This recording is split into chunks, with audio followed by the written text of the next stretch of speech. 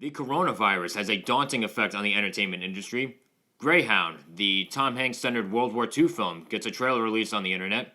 Sam Raimi is set to direct Doctor Strange 2. Taika Waititi is slated to adapt a Roald Dahl classic for Netflix. And Mike Acierno guest hosts with me to review the film Onward. I'm Joe Acierno. This is Real Talk.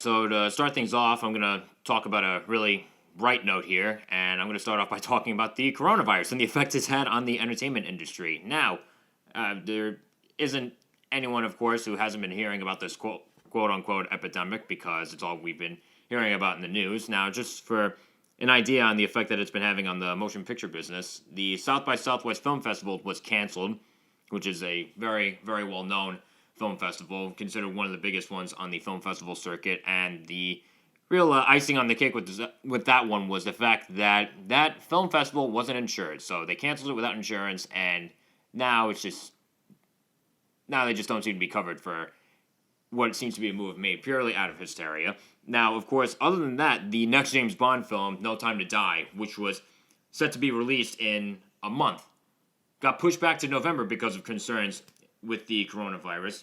And, of course, Chinese film releases, which makes sense because this is where all this started, in China. Chinese film releases of the following films: Sonic the Hedgehog, 1917, Jojo Rabbit, and Dolittle were all delayed and or canceled because of concerns with the coronavirus. Now, honestly, I refuse to buy into the hysteria with all this, mainly because the recovery rate for the coronavirus is pretty solid.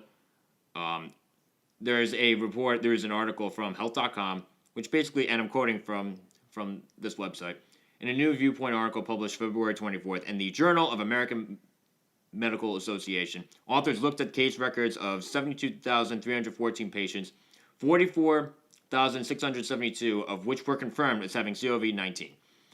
Of those confirmed cases, about 36,000, or about 81%, showed only mild symptoms, while about 14% were severe and 5% were critical. The overall case fatality rate, or coronavirus cases that ended in death, was only 2.3%.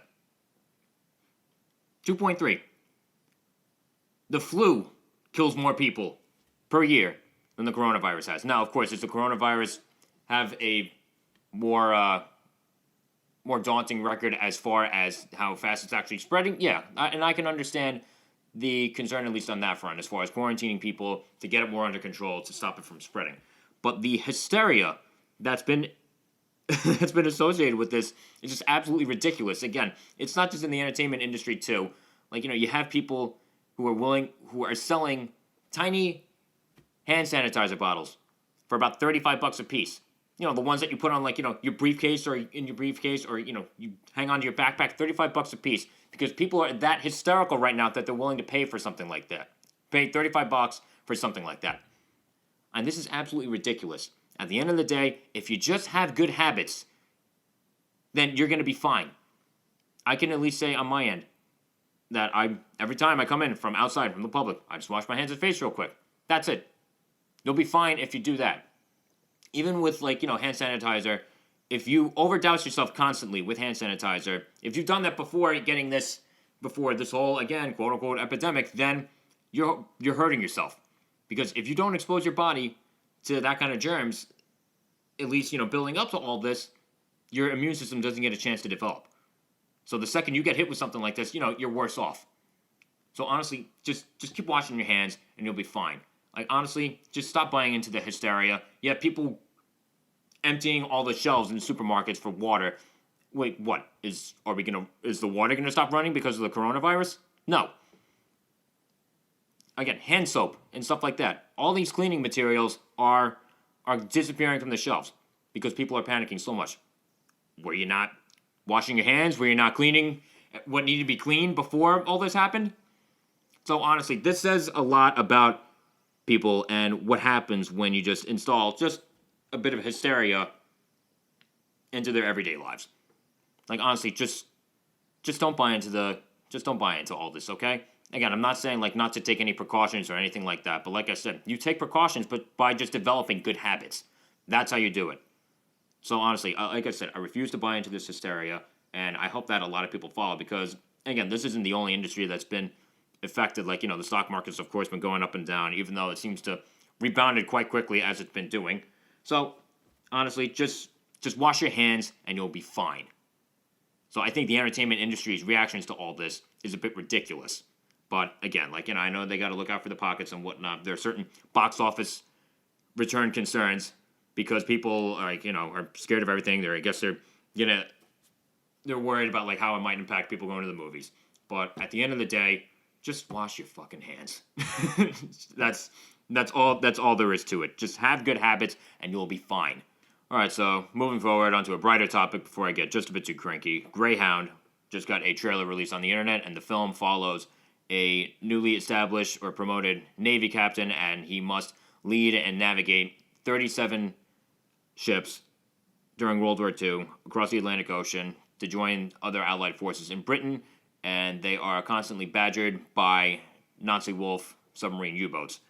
And what makes it all the more interesting is that, of course, this is this particular Navy captain's first run, and this film is directed by Aaron Schneider and is not only starring Tom Hanks, but Tom Hanks also wrote the screenplay, so that's an interesting note, and he adapted it from the novel Greyhound by C.S. Forrester, and it is currently slated for release on June 12th, 2020, unless the coronavirus pushes back that one too.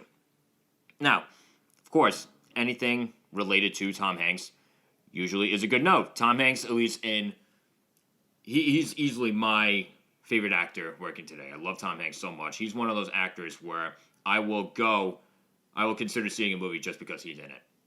Regardless of the talent that may or may not be associated with the film, he's always such a big draw for me personally, and I know for a fact I'm not alone on that one. He's easily one of the most beloved actors working today. Now, he, of course, seems like a good fit for this role, this kind of, principled, determined Navy captain, and from this particular casting, I could draw comparisons to his role as Captain John Miller in Saving Private Ryan, which he was fantastic in. Same thing with Captain Richard Phillips in Captain Phillips. Obviously a very, very strong performance. So, of course, based on those two other performances, he seems like a natural fit for this kind of role. My one concern is how will he be able to separate this performance in Greyhound from his other performances that I just mentioned. Because, of course, at least I know from my point of view, I'm always looking for when actors can pull off something new that can make us see them in a new light. And again, I think Tom Hanks is, of course, up for the task because he's obviously a very, very talented guy. But I want to see whether or not this particular role either stands out or disappears into the other performances that he's done, that he's so well known for. But on top of him just like starring in the film, and what I still think is a good casting for him, he's also the guy who adapted the novel for the screen. Now, Tom Hanks as a creative influence outside of acting usually is a pretty solid bet. Usually. I say usually because there was a film that he wrote, Larry Crown, which unfortunately I did not get around to seeing, but wasn't very well received. But at least outside of that, he's also a producing hand. He had creative input for the show Band of Brothers, which is very well received. My Big Fat Greek Wedding, he was a producer on, which is obviously a rom-com and culture shock classic.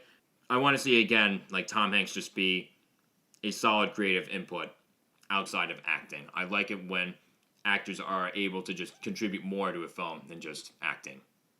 But, again, I have faith in him to do that. I think the story, too, of course, I think for a lot of people, the whole World War II film might get kind of stale. I'm not saying for me, but there is definitely a struggle for people making those kinds of films to, again, stand out from the rest of the films that are made in that particular genre. Now, I think that the fact that this is kind of like a sea battle kind of film, I think that will hopefully make it easier for it to differentiate itself from other World War II films. The idea of these Nazi ships just cornering in on you in the middle of the ocean when you don't really have too much else to run to. So I think that's an interesting storyline.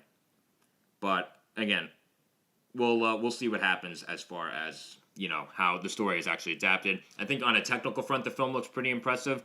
I'm at the point where it's very weird, where sometimes it's kind of hard to tell just how good a film looks visually.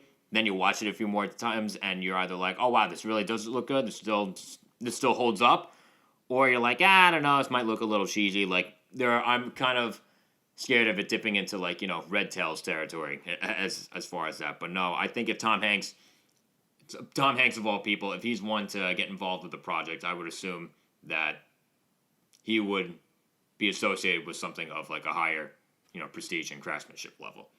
So, again, this film doesn't come out until June. I think there's still a bit more that we have to see as far as what they're offering in terms of getting people excited for the movie. I mean, I think in terms of footage enough, I'm definitely interested. I'm looking forward to seeing this one.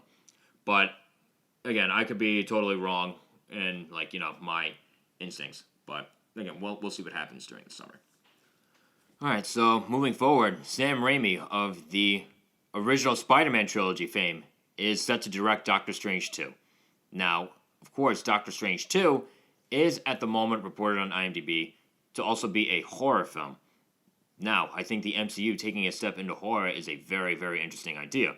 Now, the reason why I'm so confident in Sam Raimi to helm this film is because, of course, on the comic book end, he helmed the original Spider-Man trilogy, but then, of course, he was the leading creative input for the Evil Dead franchise, which, again, of course, is an infamous horror franchise. Now, putting those two together, I think you have someone who's able to take on the alleged horror nature of Doctor Strange 2. Now, here's the thing. When it comes to the first Doctor Strange movie, I can't say it was bad. Do I think it was a little overhyped? Yeah, I guess so. Benedict Cumberbatch is a good fit for Doctor Strange. Visuals were absolutely insane. But other than that, I can't say there was too much going on. There wasn't too much that caught my attention. But now, with this new direction that they seem to be going with the franchise, you know what? I gotta say I'm very intrigued. I never figured that the MCU would be so bold as to take a step in the horror direction, because I think one of their strengths or trademarks is the quippy nature, the quippy, seemingly lighthearted nature of all the films. So I want to see exactly what goes on when it comes to Doctor Strange 2.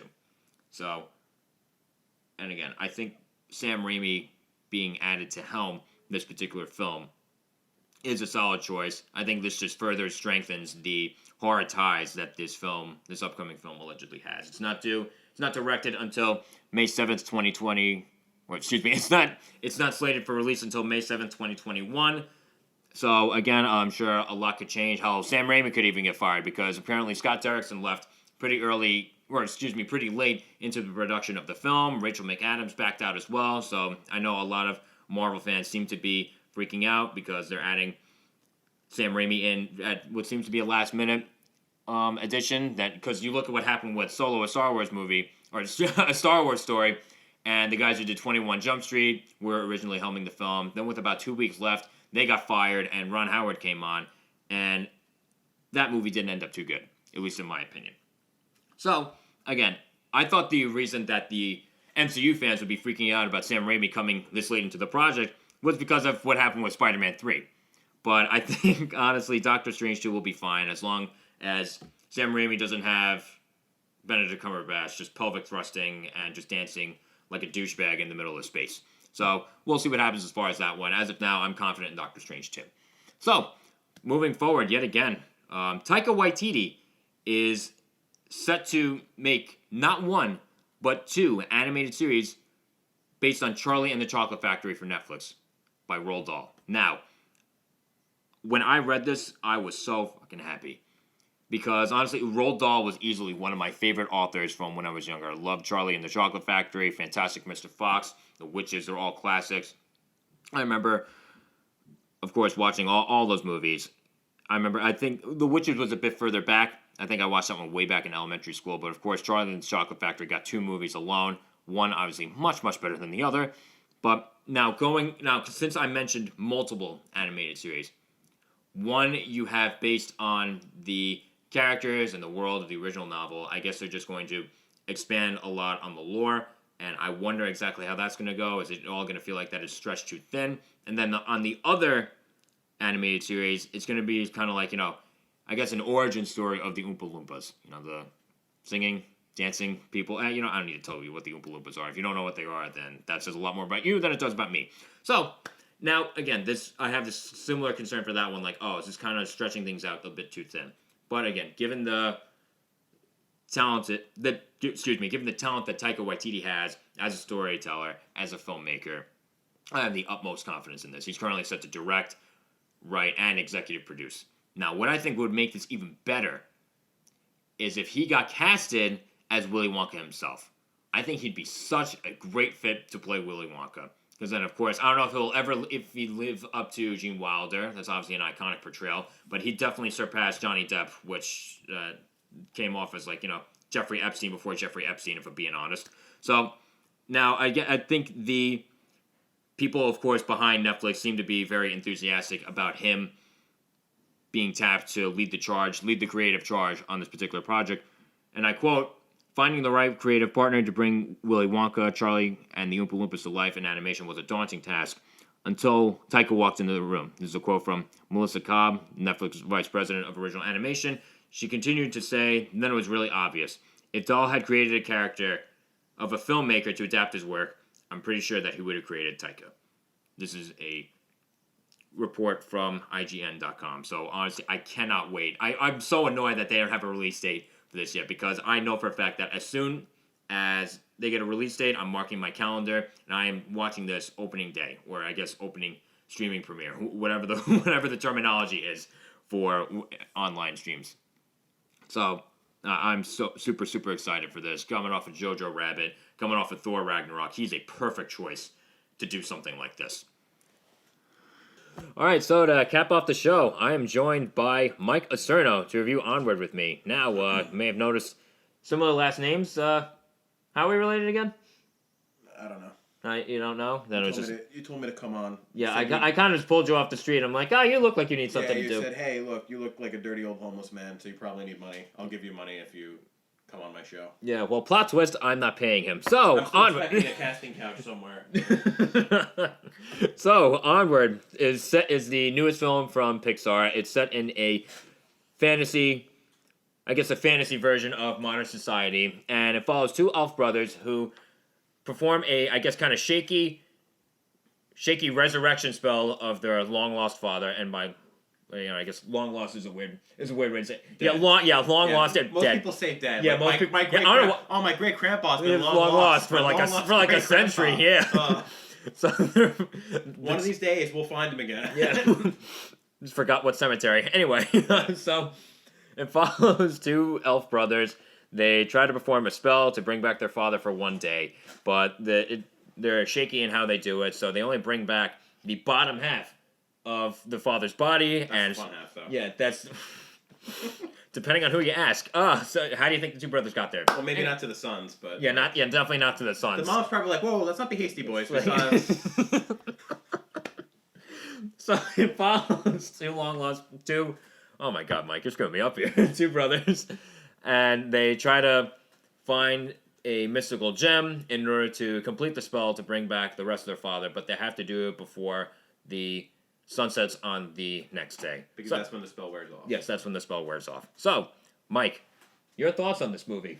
Top notch. It was a good movie. Tom Holland and Chris Pratt. I could totally see them as brothers in real life after hearing them. Yeah, I mean, and it's funny because, they were together in Avengers Endgame, and they were on screen, or in Avengers Endgame, and of course Infinity War as well, not as much Endgame. But I saw them together in Infinity War, and I saw them in that one shot. I'm like, I think it would be kind of interesting to see their two characters play off each other more in the MCU, and that hasn't happened yet. So good thing we got this movie. And then I remember we first saw the trailer for this, I want to say a year ago, because of course Pixar releases the teasers for their films about a year before. In advance. Yeah, right. In advance. And we see the two brothers, of course, their dynamic that they have with each other. And we saw certain similarities between them and us. And I remember in the theater, I looked right away at you. I'm like, okay, we got to see that one. You're 100% correct, and I'm mad about it. Because the first introduction of the older brother, he's kind of a loser. He's lovable. He's lovable, but let's be blunt. He's a loser. Yeah, he hasn't amounted to much. He's taking a gap year in between. They don't really specify. Is it in between? Is like college years? Is it in between high school and college? I don't remember exactly what it was. But then like we could probably just have someone else who watched the movie like, oh, they're talking about high school, you fucking moron. So exactly. Whatever. Who really knows? Whatever. Gap year is a gap year. It doesn't matter. Yeah. So honestly, I looked at the characterization of the two. They're obviously.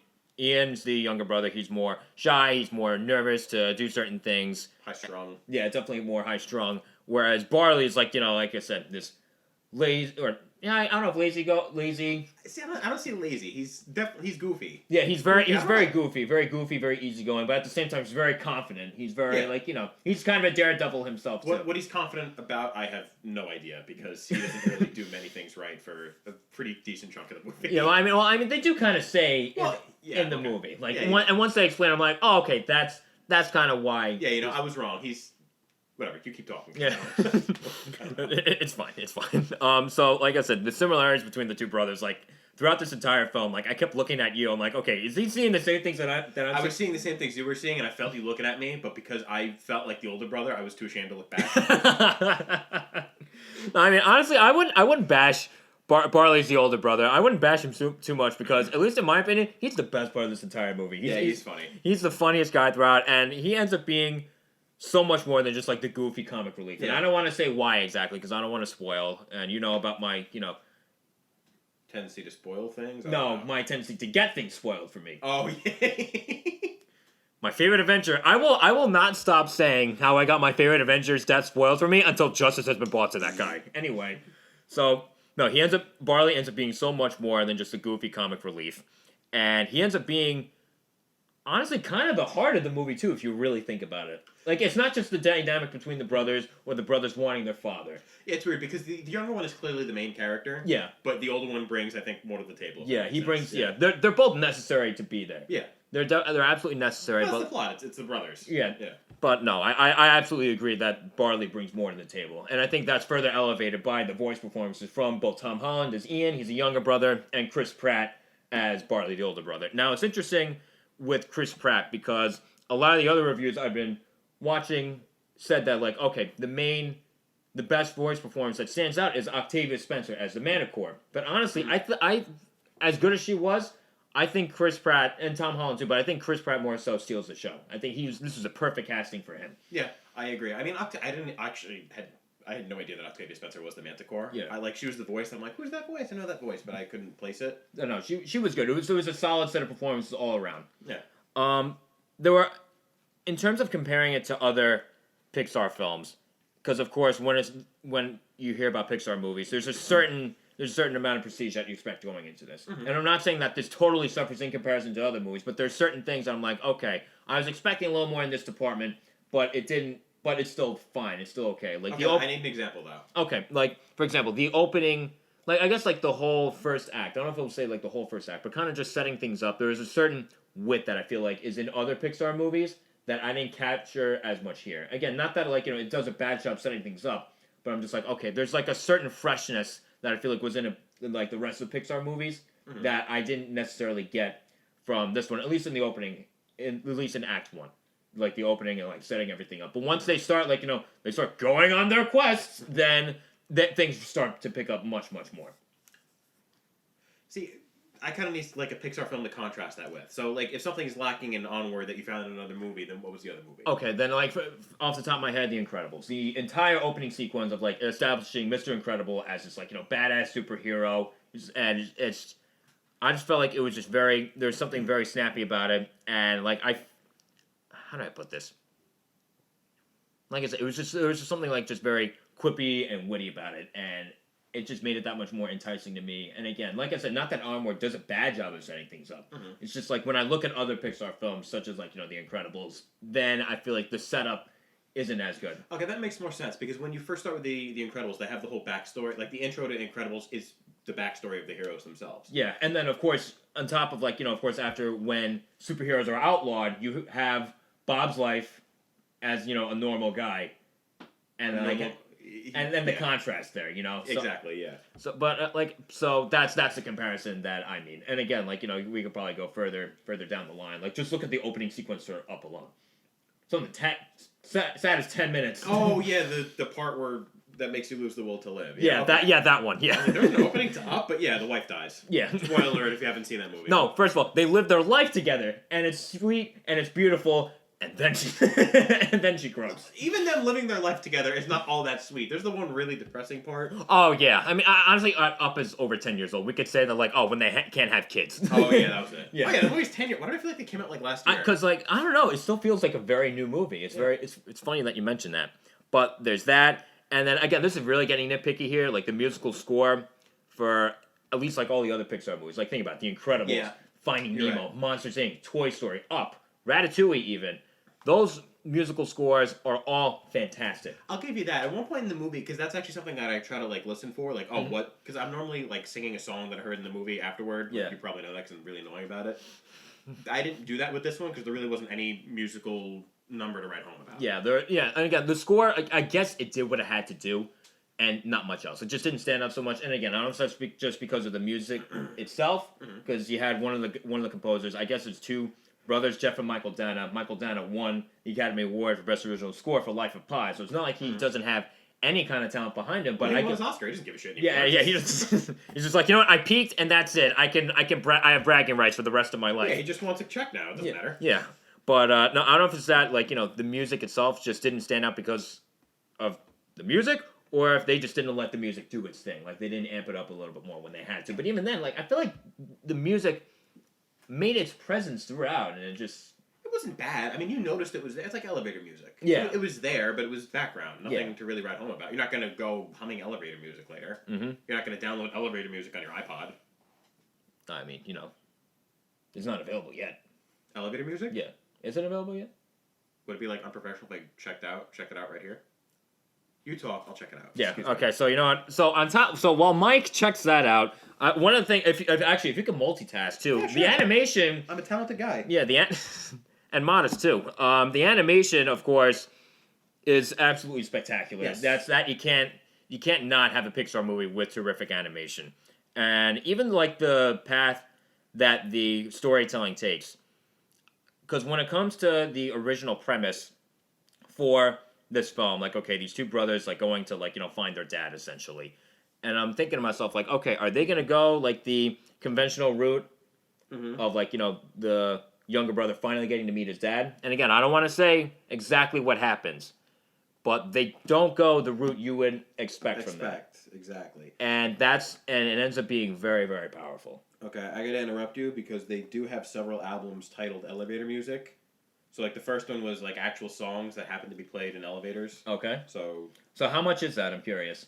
$10. $10. How many songs we got here? 1, 2, 3, 4, 14. Yeah, but it's stuff like Just the Way You Are. My Heart Will Go On. I don't know any. So would you download the elevator version of the Titanic theme over any of the score pieces for Onward? If you had to pick one, or just it's just a draw on both ends. I'm gonna be honest. I wouldn't spend money on either one of them. Ugh. Anyway, here and then this is a legitimate album of elevator music. Do I need to hold this up to the mic so they hear? Or? I mean, yeah, you know what? If you want to, I'm sorry. So, if you want to see Onward, be prepared for something like that. Yeah, it's fine. It's there. Yeah, nice it's like I said, it's a placeholder. It felt like kind of stock music, which I think for a Pixar film, which has some of the best music that I've ever heard in movies, it's a little disappointing, but I can't say it really tracks down the film. Yeah, like I said, it does what it has to do. So, and of course, outside of that, the movie is, of course, very emotional, especially towards the end. Yeah. And it's hilarious throughout. Well, maybe if you're a baby. I mean, I didn't cry. Don't act like you didn't want to. I didn't cry. Don't act like you didn't want to. Just go back on your old train of thought. I didn't cry. So, it's also, of course, it's very funny throughout. And I think that's in large part due to Chris Pratt's character. Chris Pratt, this is more Parks and Rec Chris Pratt than Avengers Chris Pratt. Oh, absolutely. Yeah, absolutely. It's funny that you say that, because, I don't know, I wouldn't expect Star-Lord and Andy Dwyer to be that different from each other, because I always associated with them being a very similar guy. So it's Parks and Rec Parks and Rec Chris Pratt, say that 5 times fast, versus Jurassic Park Chris Pratt. Yeah, okay. There we go. Yeah, that makes more sense. And I honestly, Parks and Rec Chris Pratt beats Owen, whatever the hell his name is. Owen Gray. Owen Wilson. No, not Lightning McQueen. No, not Owen Grady. He voiced Lightning McQueen. He voiced Lightning McQueen. Yeah. Wow. Wow. I didn't know that. So no, so just to cap things off, I like this movie very, very much. Is it as good as the other Pixar movies? Depending on which one, because like I know the particular director of Onward, Dan Scanlon, he also did Monsters University, and honestly, I think Onward is definitely much better than Monsters University. I didn't think Monsters University was No, it bad. wasn't. No, it wasn't bad. It wasn't bad. It definitely wasn't bad, but I think this one was definitely much better. It's a step in the right direction for Dan Scanlon. So I do things on a 1 to 100 scale. I've said this to you 1,000 times. I've said this to you just before. I'm going to give this an 89. This is a solid movie. You're harsh, man. Come on, you saw that with your brother. Okay, fine. You gave the movie an 89. What about the overall experience of seeing it with your brother? That if I factored that in, that bumps it up to at least a 95.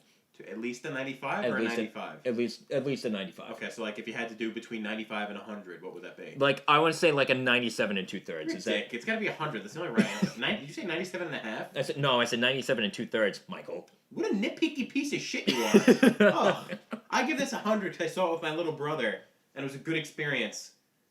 Do you really? Yes, I thought it was a good movie with average music. Okay, yeah. So Nothing says good. Nothing says good movie. Nothing says 100 out of 100 like a good movie with average music. I get it. You rate films for a living. For a living, I'm not that. making for a living. I'm not getting paid to do any of this. I can't monetize anything on YouTube because every fucking video I do has been getting copyright claims. So no. What? For using for using the clips? Yeah, for using the B-roll footage, which I know for a fact I'm not the only one that does that. I know for a fact. Sucks. That's so stupid. Bunch of YouTube Nazis. Yeah, honestly, yeah.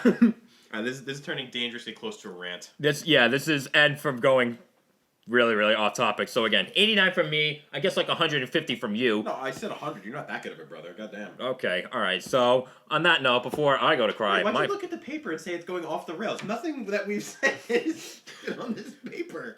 Well, first of all, because everything is on this paper. There's 2 papers? Yeah. Oh, what the fuck? I didn't know that. All right. No, it's Shit, all right, we hit all the notes. We hit all the notes. See, it's all up here, man, and down here. But yeah. I like yours better. You like mine better. These are both mine. I know, but the one that was on your side. I'm looking at this one like, what's he going to say about Onward?